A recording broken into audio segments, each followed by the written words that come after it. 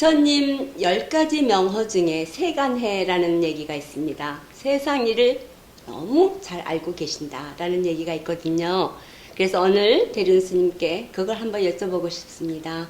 우리가 세간살이를 하면서 인간관계 어떻게 하면 더 잘 할 수 있을까? 서로 오해가 있어서 관계들이 갈등을 빚어지는 것 많은 것 같습니다. 결국은 이제 어차피 우리가 이 유욕이라는 곳에서 살면서 수많은 이제 다름들이 있죠. 다름들이 있어서 그 다름을 일단 이제 인정하는 것, 그 세간해라는 것이 종교가 다를 수도 있고 또 문화가 다를 수도 있고 살아온 삶의 궤적이 다르고 음식이 다르고 말이 다르잖아요. 그래서 또 가지고 있는 어떤 사상, 생활 습관, 관습들이 다르기 때문에 우리는 한국에서는 국을 먹으니까 이제 숟가락이 필요한데 인도는 손으로 먹잖아요. 네. 그런 것들이 이제 다름이거든요.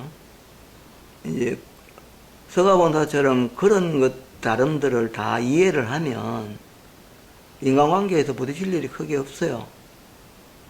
그게 이제 세간이란 말이에요. 그런데 이제 똑같이 알 수 있는 마음들이 이제 세간의 그런 다름들을 자기가 아는 영역만 알아버리면 손으로 먹는 것은 잘못되었다고 얘기를 하면 자기만 맞고 이건 이제 틀린 게 된단 말이에요. 그러면 시비가 일어나잖아요. 시비가 일어나면 부딪히면은 어떻게 되든 돌이 돌과 이렇게 부딪히면 깨지고 깨지면은 그 돌이 모가 나듯이 그래서 상처도 있고 하는 거니까 어쨌거나 제일 중요한 것이 우리 불교에서도 정견이라 그래요.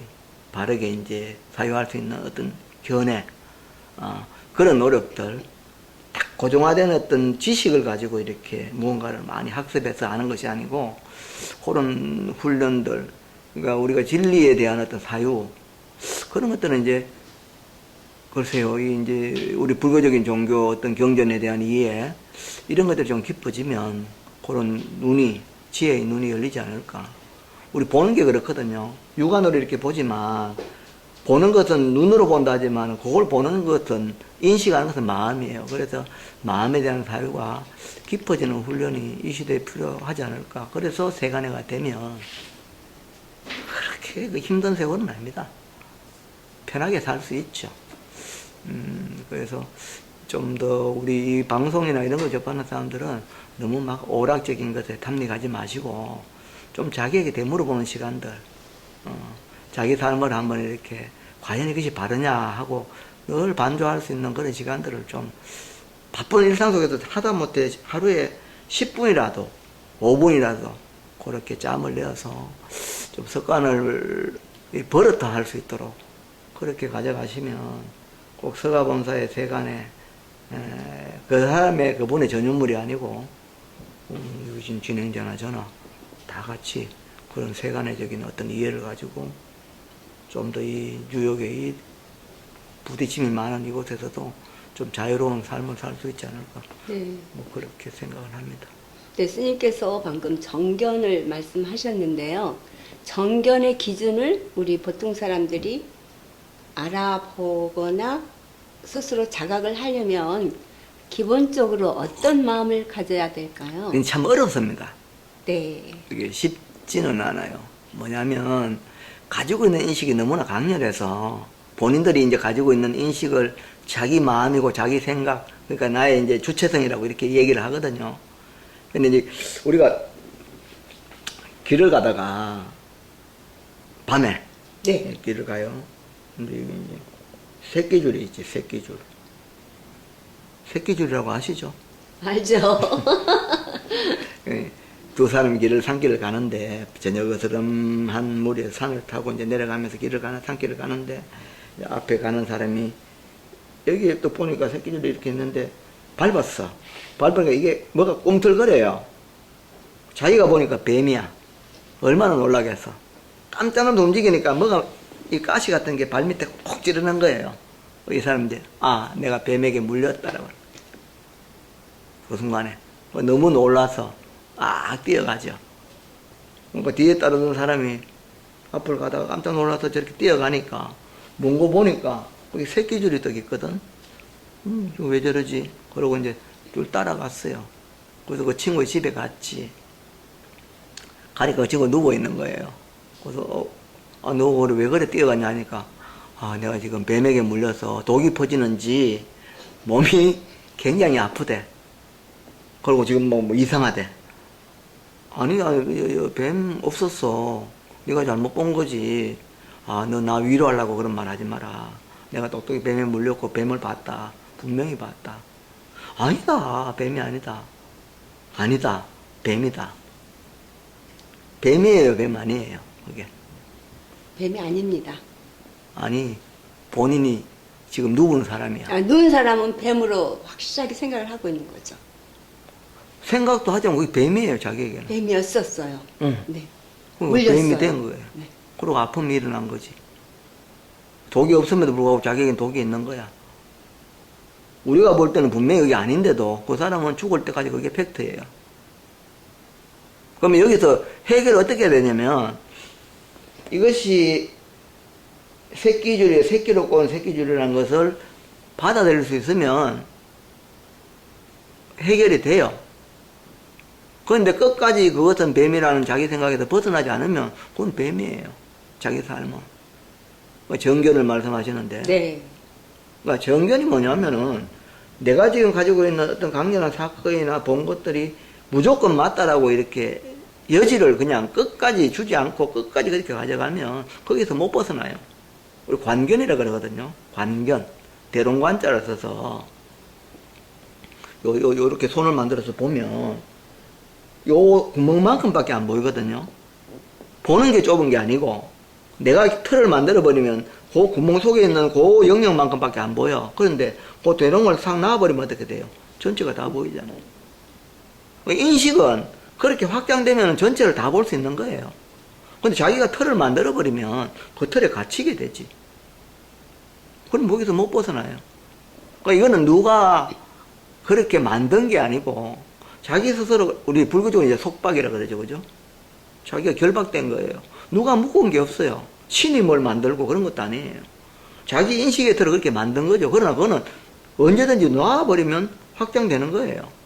그러니까 지금 이 시대에도 뭐 수많은 가치들이 부딪히면서 옳고 그름으로 이렇게 국가 간에, 뭐 민족 간에, 지역 간에, 어떤 종교 간에 이렇게 그 견이, 왜곡된 견이 서로의 관견으로 그렇게 대립을 하고 있지만, 본질적으로 그 마음을 딱 열어버리면, 간단하잖아요. 이렇게 보던 것을 놔버리면 다 보는 건데, 너무나 쉬운 일인데도 그렇게 하기가 그렇게 어려운가 봐요. 그래서 이렇게 치열하게 부딪히고 하는 것들이 저희 뭐 종교인으로서 이제 수행하는 사람으로서는 안타깝지만, 네. 우리 서가본사도 부처님도 그런 말씀 하셨거든. 인연이 없는 중생은 구제해 줄 수가 없다. 그러니까 그들이 뭐 이런 도리를 만나는 인연이 없으면 그들을 구제할 수도 없겠죠. 그래서 이런 유튜브나 이런 방송을 인연 따라 이렇게 보게 되는 것도 인연이잖아요. 그래서 이런 방송을 접하게 되면 내가 갖고 있는 인식들이 이렇게 구종화된 것들이 고정화되어서 죽을 때까지 가져가는 것이 아니라는 것을 한번 좀 그렇게 사유를 해서 본인의 넓은 마음을 확장시킬 수 있도록 정말 내가 사는 게 바른 건가라고 자꾸 되물어보는 불교적 말하면 수행, 네. 그런 것들을 가져가면 있는 그 자리에서 삶이 바뀝니다. 그리고 세상을 보는 폭이 넓어지면 좀 전에 세간이라는 것도 정견이라는 것도 거기서 다 발현되는 거거든요. 그렇게 사는 사람을 우리가 대인이라 그래. 큰 사람, 또 현인, 지혜로운 사람, 성인, 또 존경받아 마땅한 그런 사람. 사람을 태어났는데 우리가 그렇게 한 세상을 살다 가야 되지. 어떻게 그냥 뭐 축생처럼 그렇게 살아서 되겠어요. 축생처럼 얘기를 하시니까요. 이 축생의 그 근본은 먹고 자고 그 생존의 하나는 그런 것이지만 사람은 뭔가 생각을 하고 성찰을 할 수 있는 그런 여유가 있는 사람이 사람이다라고. 그럼요. 바뀔 수가 있거든요. 네. 사람은 자기 의지를 어떻게 마음을 이렇게 가지느냐에 따라서 무한대로 펼칠 수 있는 게 우리들 사람일 때 가능하잖아요. 자, 담배를 피우다가 술 같은 걸 먹다가 내가 이것이 절대 가치가 아니다 해서 끊고자 하면 끊을 수는 있거든요. 사람은 할 수 있잖아요. 뭐 안 하시는 분도 있겠지만 사람이니까 할 수는 있단 말이에요. 안 하는 거지 불능은 아니잖아요. 그러나 축생이라고 말씀하셨는데 뱀이 습관적으로 개구리나 이런 것들을 잡아먹는 뱀들이 내가 이것을 안 먹고 오늘부터 채식을 해야 되겠다. 안 되잖아요. 그러니까 사람이, 그래서 우리가 불교에서는 백천만금 난조라 그렇게 말을 한다고. 그만큼 이 인생 난덕이고 불법 난봉이라 사람 몸을 받는 것도 참 얻기 어려운 것이고, 또 거기에서 더해서 이제 바른 종교에 대한 어떤 인연을 맞는 것도 너무나 어려운 일이거든요. 그런데 그런 사람의 어떤 인연을 맞았으면서 그걸 제대로 못 쓰고 자기 인생을, 뭐 미국 같은 경우에 마약 이런 거 너무 안타깝잖아요. 그렇게 해서 자기 삶을 그렇게 황폐하게 만들어가는 사람인데, 그 사람은 바르게 선지식을 만나지 못했고 주변에 좋은 선우들, 좋은 인연을 못 만나니까 그런 환경에 노출된 그런 인연으로 그렇게 사는 것이 너무 안타깝죠. 그래서 우리들이 좀 노력해서 좀 더 넓은, 그 많은 사람들이 보편적인 어떤 그런 삶 속에서 더 큰 어떤 즐거움, 락을 얻을 수 있도록 우리 진행자 같은 분들이 좀 노력해 주시고, 또 저도 이런 방송이나 아니면 일상 속에서 많은 이들에게 이런 정견을 갖출 수 있도록, 그래서 세상을 바라보는 눈이 바르게 갈 수 있도록, 그렇게 사람이니까 네. 노력해요. 스님 얘기를 들으면 있잖아요. 우리가 정말 행복할 수 있는 것, 정말 환희로울 수 있는 길이 있다는 거를 확실하게 제시해 주시는 것 같습니다. 근데 저희가 이제 그 유튜브 같은 거 보면 음식 그 채널을 보면요, 맛있는 것에만 그래서 끝도 갓도 없는 맛있는 것에 대한 물론 그분들의 특수성을 맛있게 해야지 맛있겠다 뭐 그런 뭐가 있겠지만, 저는 그런 거 처음에는 좀 즐겨봤는데요, 볼수록 이게 아닌데라는 생각이 가끔 들었어요. 그 이제 맛에 취하다 보면 또 좋다라는 것에 취하다 보면 자기 아까 얘기했던 말씀대로 진짜 가치, 사람으로서의 행할 수 있는 어떤 가치가 이렇게 약간 희석되는 것 같은 느낌이. 이제 우리 불교적으로 보면 그 몰짬이라는 말을 쓰거든요. 어려울 수는 있는데 볼짬. 몰, 한몰될 몰자에 한몰, 예, 그 몰짬이라 이렇게 하니 뭐 한문적으로는 그는 제쳐두고 뭐냐하면 아무 맛이 없는 거, 맛있는 맛이 사라진 거, 그 맛이 최고거든요. 이 맛이라는 걸 자꾸 집착하게 만들죠. 그 맛에. 그래서 욕심을 이제 음식에 대한 집착이 더 가중되도록 만드는 것이기 때문에 어차피 그것이 그렇게 집착하면 할수록 음식에 대한 바깥 경계에 대한 마음이 더 이제 정장되어 가는 거잖아요.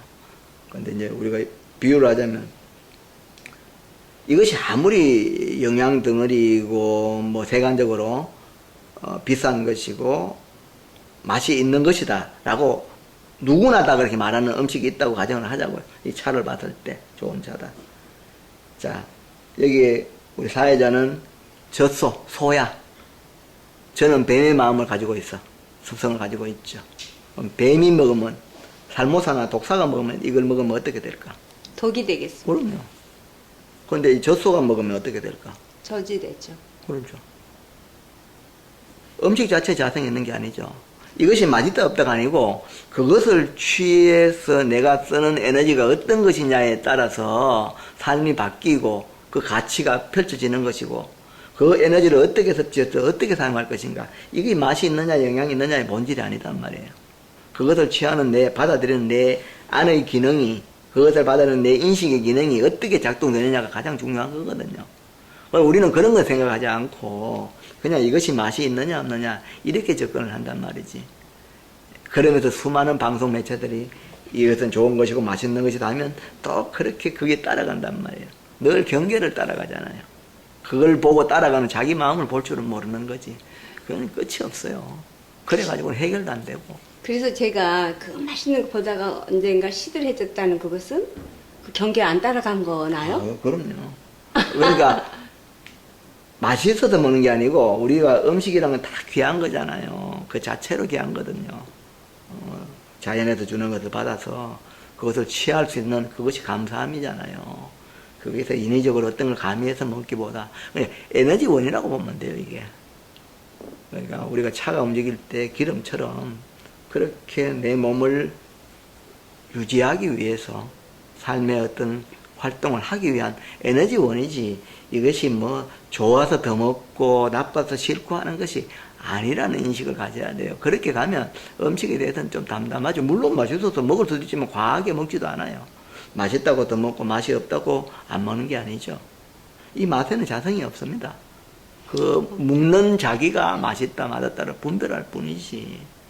근데 그런 게 좀 이제 길들여져 있으니까 그것을 자기 마음을 보는 쪽으로, 이렇게 맛없는 맛을 즐기는 쪽으로, 또 이 음식이라는 것이 전체 에너지의 어떤 그 에너지원으로서 먹는다는 그런 인식을 가지고 접근을 하면 굳이 그렇게 음식을 만드는데 이 많은 에너지를 소모해서, 좀 죄송스러운 얘기지만 이런 얘기를 해서도 좀 조심스러운데, 저는 제일 좀 마음이 이렇게 좀 불편한 게 한정식 같은 거. 반찬이 한 9첩반탕이 아니고 막 수십 가지가 나오잖아요. 그리고 그 한 상을 먹고 나서 남으면 싹 버려버리거든. 글쎄, 그거 좀 그래요. 네. 저희들 볼 때는, 물론 뭐 그걸 제가 뭐 어떻게 할 수는 없지만, 그렇게 많은 음식을, 맛있는 음식을 많이 먹어야 될 이유가 없거든요. 또, 또 많이 드시고는 또 뭐 뺀다고 또 난리고. 요즘은 그 양이 굉장히 소량으로 나온 것 같아요. 그래도 생각이. 너무 많지. 네. 그냥 뭐, 저희들 같으면 뭐 여름에 김치란다, 저 뭡니까? 옛날에 우리 살듯이 그냥 물에, 찬물에 밥 말아서 고추 하나 따서, 괜찮죠. 그래 먹으면 식을 일도 없고, 뭐, 얼마나 간단해. 그거 다 그렇게 살라는 건 아니고, 좀 가능하면 가볍게 가는 게 그 좋다. 무맛을 맛으로 느낄 수 있게 된다면 그렇게 살아도 풍족하죠. 그럼요. 네. 예, 스스로 우리가 소욕지족이라고 그랬잖아요. 작은 것에 만족하는 마음이 그게 풍성한 것이지, 멋이 와서 풍성한 건 아니거든요. 좀 그렇게. 그래서 저희가 이제 뉴욕에서 불교를 전법을 하면서 그러한 가치에 대해서 이제 일러드리려고 해도, 보통 사람들은 이 종교에 의지해서 내가 원하는 맛있는 것이 많이 올 수 있도록 어떤 것들을 제시해 주세요, 이렇게 얘기를 하니까, 그거는 이제 저희들이 볼 때는 본질은 아니죠. 네. 그런 걸 채워주면은 더 그게 집착하게 되니까, 그것이 아닌 쪽으로 이제 얘기를 하다 보니까, 이제 어떤 사람들은 그런 것들이 마음에 안 맞아서 떠나가는 사람도 있는데, 참 안타까울 때가 많지. 무맛을 진짜 맛으로 알 수 있는 그런 음식의 정견을 갖게 됐으면 좋겠습니다. 그럼 대화를 좀 바꿔서요.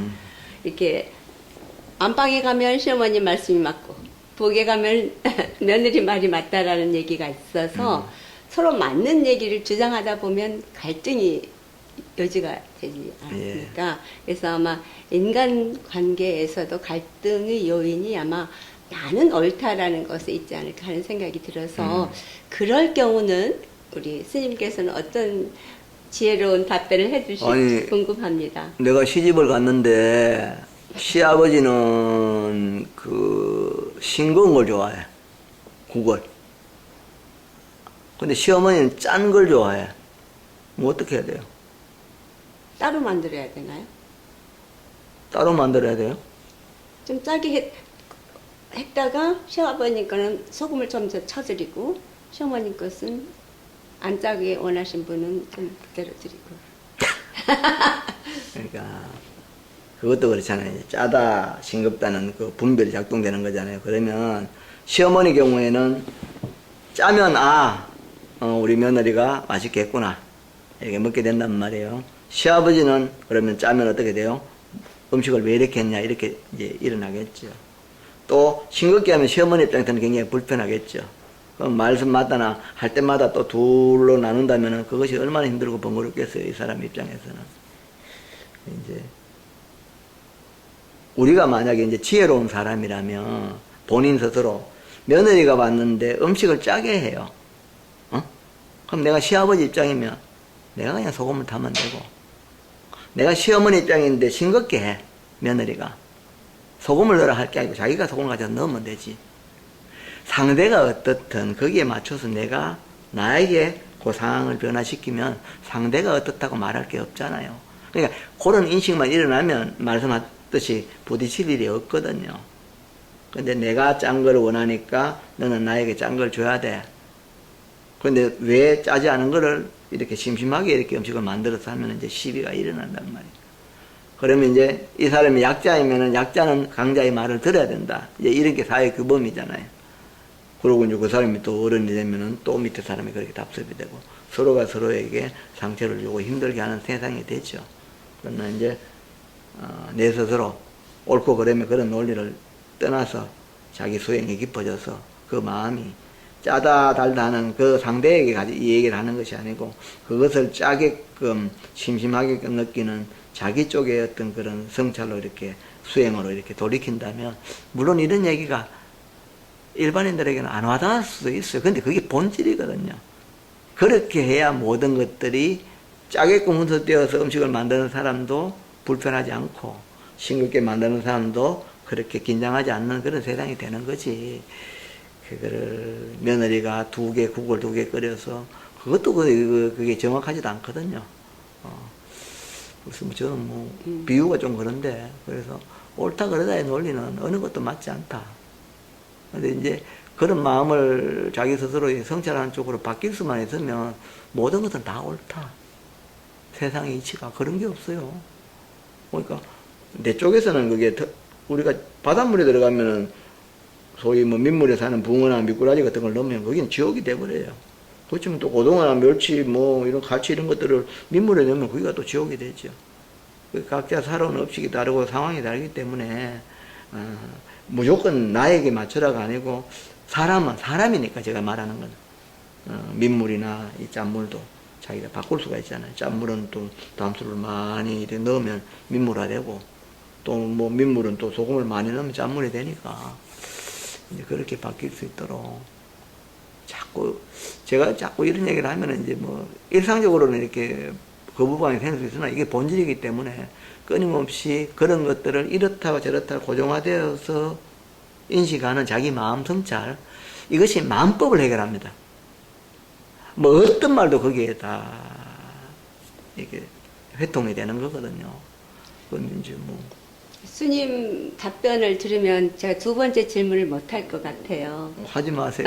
근데 하고 싶은 이유가 첫 번째 비유했던 것은 각자의 어떤 취미나 자기의 입맛에 대해서 그것이 물론 말로도 마찬가지겠지만 이제 그냥 보통 인간관계에서 자기가 생각하는 바 이러이러한 것들 또 다른 쪽에서는 또 자기가 생각하는 바 이러이러한 것들로 인해서 한 단체가 흐려지고 한 단체가 시끄러워지는 것을 저는 가끔 봤거든요. 그럴 경우에 저 역시도 참 스님처럼 안타깝고 이렇게 좀 생각 한번 바꾸면 될 텐데 라는 생각이 있습니다. 하지만 고정된 각자의 옳다는 생각을 어떻게 처리해 나가는 방법이 있다면 어떤 것일까요? 그렇죠. 아까 얘기하셨을 때서 그 길로 다 귀결이 되는데 가지고 있는 그 사람들이 자기가 그것을 바꾸려는 의지도 없고 자기가 갖고 있는 그 고정화된 그 견해를 끝까지 그렇게 정가의 보도처럼 가지고 간다면 이제 내가 그 일을 통제할 수 있는 힘이나 어떤 상황이 됐을 때는 가능하지만 그것이 안 됐을 때는 사바세계가 이렇게 이대로 정토가 될 수 있는데 안 되잖아요. 어떡하겠어요. 그건 이제 우리가 볼 때는 이제 인과법, 연기법, 어떤 업의 인연이 중첩되는 것이기 때문에 콩을 심어서 콩이 나고 팥을 심어서 팥이 나는 그런 식으로 흘러갈 수밖에 없는 거예요. 그래서 중생계가 끝이 안 나. 그러나 이제 눈박은 어떤 사람이 그런 마음의 얘기를 들려줬을 때 사람들에게 인연이 있는 사람들이 그걸 듣고 한 사람이라도 자각이 일어난다면 변화가 되겠죠. 네. 근데 우리 그렇잖아요. 어떤 절대 독재자가 있는데 계속 독재를 하다가 시민들의 각성이 일어나서 혁명이 일어나면 그것을 바꿀 수도 있잖아요. 그와 마찬가지로 그런 인연이 이제 성숙이 돼야 되거든요. 지금 당장에 내가 볼 때는 분명히 아니다고 하지만, 그러나 그 세력이 너무 강하고, 또 그것을 어떻게 바꿀 수 있는 힘이 너무 미약할 때는 그 힘이 커지도록 자기가 노력을 하고, 그렇게 애를 쓰고, 또 내 스스로 그런 것들을 감당할 수 있는 자기 수행을 극대화할 수밖에 없는 것이지, 당장에 어떻게 할 수 있는 건 아니에요. 그거는 어쩔 수가 없죠. 산에 막 가시밭이, 가시나무가 너무 많아서 올라갈 때마다 사람들이 찔려. 그러면 장갑을 끼고 내가 그 가시를, 나무를 제거할 수 있는 어떤 노력을 기울여야 되는 것이지, 그것이 저절로 없어지지 않잖아요. 그동안에 방치되어서 그렇게 그 가시나무들이 확산되어서 숲을 이뤘는데, 누군가는 그것을 제거하려고 하고, 제거하면서 다시 선한 나무들, 그런 나무를 심으려고 하는 의지가 있으면서 그것이 세월이 가면서 그렇게 변하는 것이지, 지금 당장에 그렇게 고정화되어서 그렇게 살아왔던 것들을, 전체가 다 외눈인데 두 눈인 사람이 어느 날 나타났다고 그 사람들이 뭐 두 눈이 되는 건 아니잖아요. 비유하자면. 그러니까 그래서 먼 시선으로 천리길도 한 걸음부터, 나라도 그렇게 내 옆에 사람이라도 그렇게 바뀔 수 있도록 내가 자꾸 그렇게 작지만 노력을 해야 되겠죠. 물론 참 지난한 일이요. 그게 답답하고 안타깝지만, 그러나 우리는 아는 사람 가야죠. 그래서 나냉을 너냉이라 하기 어려운 일을 하는 것이 우리가 부처라 그래. 인격체라 그러고 성인이라 그러죠. 아무나 똑같으면 뭐 그게 성이 큰 사람은 아니잖아요.